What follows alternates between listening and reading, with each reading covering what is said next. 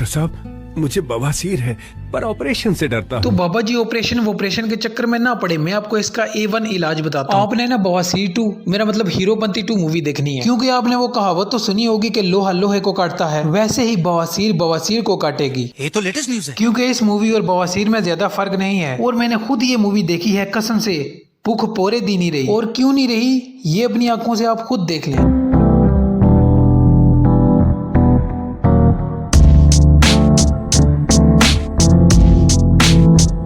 देवी और सज्जनों, इस बवासीर 2 मेरा मतलब हीरोपंती 2 की कहानी एक वर्ल्ड क्लास मैजिक शो से शुरू होती है, जिसको देखने के लिए 195 कंट्रीज के टींडे इकट्ठे होते हैं, और इस मैजिक शो को होस्ट कर रहे होते हैं मिस्टर लेला।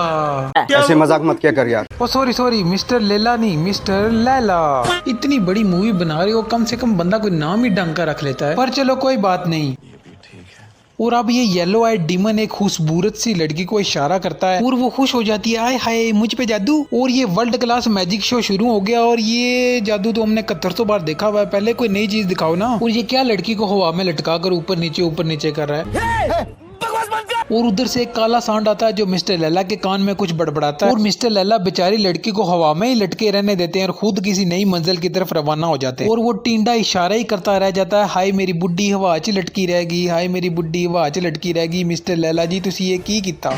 छोटी बच्ची हो क्या? कहते हैं कि हर सक्सेसफुल आदमी के पीछे एक औरत का हाथ होता है, और तुम सबकी सक्सेस के पीछे मेरा हाथ होगा। कोई सेंस है इस बात की? नहीं, ये बंदा खुद कह रहा है कि हर आदमी की सक्सेस के पीछे एक औरत का हाथ होता है, तो फिर इन सब नौसरबाजों की सक्सेस के पीछे तेरा हाथ कैसे हो सकता है? ये कैसा डायलॉग हुआ भाई? छोटी बच्ची हो क्या? तुम देश के सारे बैंक्स को हैक करोगे मेरे लिए। गलत काम करना गलत नहीं है, लेकिन गलत काम करना गलत है। क्या बोला तूने? हैं? गलत काम करना गलत नहीं है, मगर गलत काम करना गलत है।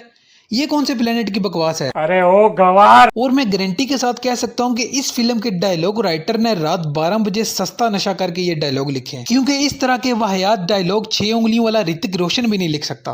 बात तो सही है। मुझे मार दोगे तो जादू कौन दिखाएगा? और अब ये सब नौसरबाज मिस्टर लैला को मारने की तजवीज पेश करते हैं, और मिस्टर लैला आगे से कहते हैं कि मुझे मार दोगे तो जादू कौन दिखाएगा। और फिर ये नौसरबाज मिस्टर लैला को नहीं मारते और वेट करते हैं कि मिस्टर लैला हमें कौन सा जादू दिखाएंगे। जादू रियल नहीं, जादू रियल नहीं है, जादू है। अरे वाह, ऐसा जादू तो हमने पहले कभी देखा ही नहीं। और ये जादू मिस्टर लैला ने इसलिए दिखाया क्योंकि ये साला गद्दार पेन में माइक लगा के बैठा हुआ था, और ये बहुत बड़ा ट्विस्ट इन्होंने डाला हुआ था जो अभी एक्सपोज हुआ है। वाह वाह वाह वाह वाह वाह।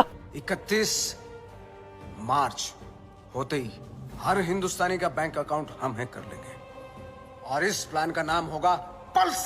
जी हाँ, 31 मार्च होते ही इन्होंने सबके बैंक अकाउंट्स हैक कर लेने हैं। पूछो क्यों? क्योंकि दुनिया के सारे साइबर क्राइम्स के पीछे मिस्टर लेले का हाथ है, मेरा मतलब मिस्टर लैला का हाथ है। यार कोई बात करने वाली है ये? नहीं। और ये मैजिशियन भी है और साइबर क्राइम्स भी करता है, मल्टी टैलेंटेड है हमारा विलन। छोटी बच्ची हो क्या? और फिर एंट्री होती है इस फिल्म के मेन हीरो की, जिसका नाम होता है बबलू। हैं? बबलू तो वैसे कुत्ते का नाम नहीं होता, पर छोड़ो हमें इससे क्या, क्योंकि जब कुत्ते का नाम एंटरटेनमेंट हो सकता है तो हमारे मेन हीरो का नाम बबलू क्यों नहीं हो सकता? बात तो सही है।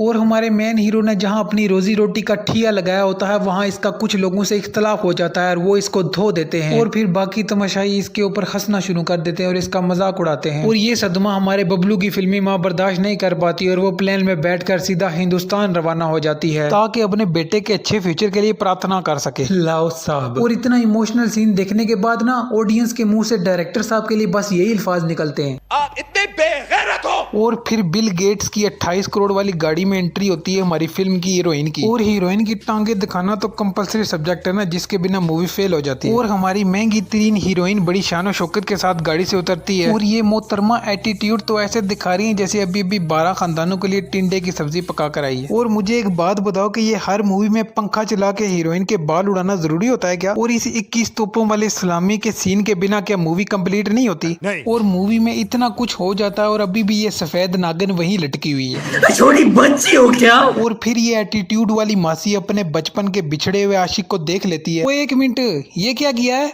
कॉपी पेस्ट चोरी बेटा ओरिजिनल ही होता है। सबके सब चोर हैं साले। और अब बबलू उस्ताद को लगता है कि उस फप्पे कुटनी इनाया ने उसे देख लिया है, तो अब उसकी आइडेंटिटी रिवील हो जाएगी। और फिर बबलू उस्ताद आओ देखता है न ताओ और सड़कों और गलियों को साइकिल रेस का मैदान बना लेता है और अपने घर की तरफ रवां दवा हो जाता है। और फिर जैसे वो घर पहुंचता है तो दीवार को फोड़ना शुरू कर देता है और उसमें से एक मोबाइल फोन निकालता है और फिर CBI हेडक्वार्टर्स दिल्ली को फोन मिलाता है। और जिस बंदे को ये फोन मिलाता है वो भी गद्दार काफी अरसे से यहाँ पे छुपा बैठा होता है और इनको पता ही नहीं होता।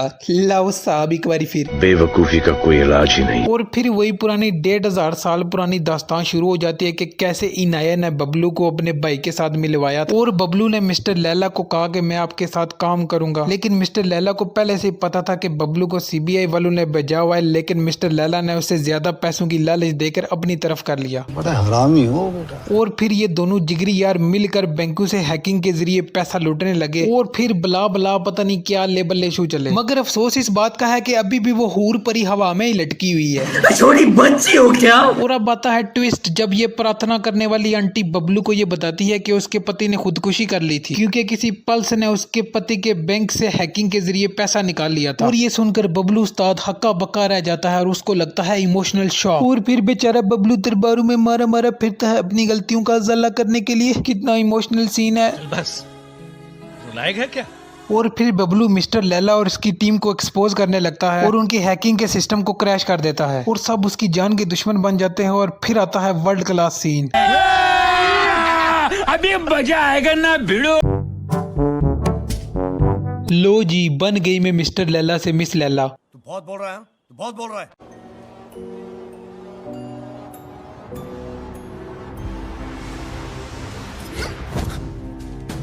फटी फटने से पहले अगर फटने वाले की ना फटे तो फिर क्या फट मैं क्या? फटने से पहले अगर फटने वाले की ना फटे तो फिर क्या फटे? अरे वाह। क्या क्या कहना क्या चाह रहे हैं भाई आप? फटने से पहले अगर फटने वाले की ना फटे तो फिर क्या फटे? और अब ये डायलॉग सुनने के बाद ना मेरा दिल कर रहा है कि मैं राइटर को। लो जी वर्ल्ड क्लास सीन शुरू हो गया है जिसका हमें इंतजार था।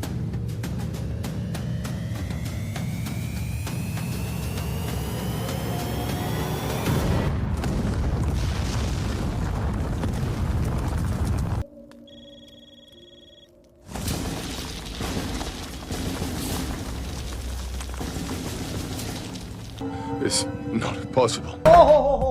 नहीं देखा जा रहा यार। वो ये क्या था यार? नहीं मतलब बम धमाके से सब कुछ तबाह हो गया लेकिन ये भाई साहब फिर भी जिंदा हैं। वाह डायरेक्टर साहब वाह, मतलब बम धमाके से सब कुछ तबाह कर दिया पर मजाल है हमारे बबलू उस्ताद को एक खरोच भी आई हो। और इस सीन के पीछे लॉजिक क्या थी? आपके होते हुए मैं कैसे मर सकता हूँ? तेरी माँ और उसकी दुआएं होते हुए तुझे गर्म हवा तक नहीं छू सकती। क्यों हिला डाला ना? मस्त जोक मारा रे। क्या कर रहे है यार तू? मजाक है क्या? और ये पूरा सीन देखने के बाद ना दो चीजें हुई हैं। पहली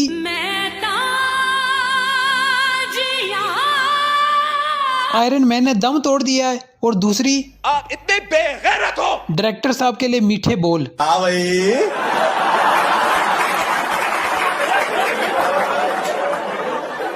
कैसी लगी? आगे स्वाद। और अब जब हीरो वापस आ ही गया तो फिर एंड में उसने लैला को मार ही देना था ना, तो फिर उसने वही किया, मार दिया लैला को और फिल्म खत्म हो गई। मगर अभी भी ये बर्फानी मस्तानी हवा में ही लटकी हुई है और इसके गुर्दे इधर ही फेल हो जाएंगे क्योंकि इसे कोई नीचे ही नहीं उतारेगा। छोटी बच्ची हो क्या? तो गाइज मुझे तो ये मूवी हीरोपंती 2 कम और बवासीर 2 ज्यादा लगी है। बात तो सही है। तो यार वीडियो अच्छी लगी हो तो लाइक करो और अगर इस रोस्टिंग कोस्टर में बैठने वाले नए यात्री हो तो सब्सक्राइब करो। नहीं अरे कर दो यार प्लीज। ओके